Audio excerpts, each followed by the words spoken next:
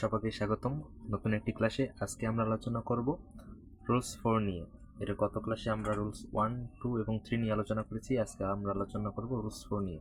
So শুরু করি। Rules 4 এ, reported স্পিচে শুধু ইয়েস থাকলে তাহলে ইনডাইরেক্ট করার সময় ইয়েস এর পরিবর্তে রিপ্লাইড ইন দ্য অ্যাফার্মেটিভ ব্যবহৃত হয় এবং নেগেটিভ থাকলে রিপ্লাইড ইন দ্য নেগেটিভ ব্যবহৃত হয়, অথবা সাবজেক্টের পর প্রয়োজনীয় অক্সিলারি ভার্ব ব্যবহৃত হয়। যেমন এর স্ট্রাকচার হবে subject plus replied in the affirmative, অথবা subject plus do, does, did, am, is, are, was, were, have, had ইত্যাদি। কারণ অক্সিলারি ভার্ব এর গত ক্লাসে তার আগের ক্লাসে আমরা অক্সিলারি ভার্ব নিয়ে আলোচনা করেছি। এর উদাহরণ হবে direct, Rajib said to me, have you finished the work, I said yes. Indirect speech হবে Rajib asked me if I had finished the work, I replied in the affirmative, or I said that I had.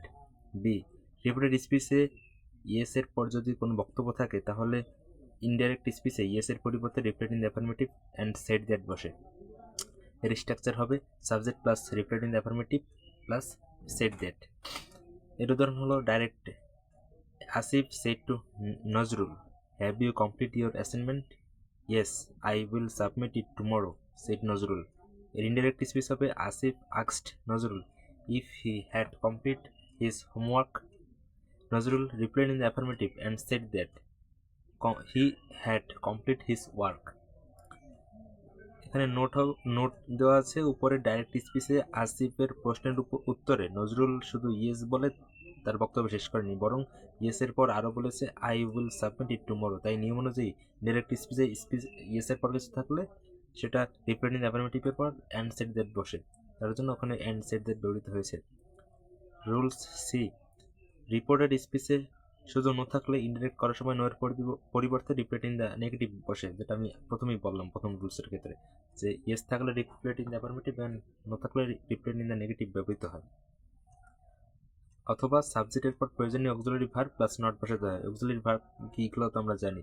এর structure হলো subject plus replied in the negative, অথবা subject plus don't, doesn't, did not, am not, isn't, aren't, wasn't, weren't, haven't, hasn't, hadn't ইত্যাদি।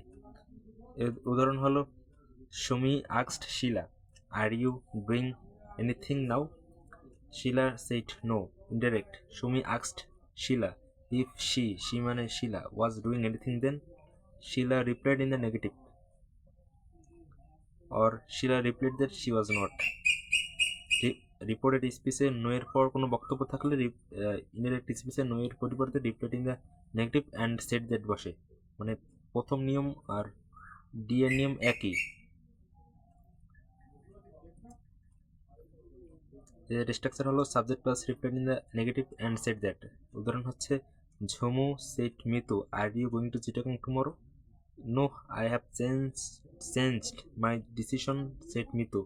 এর indirect speech হবে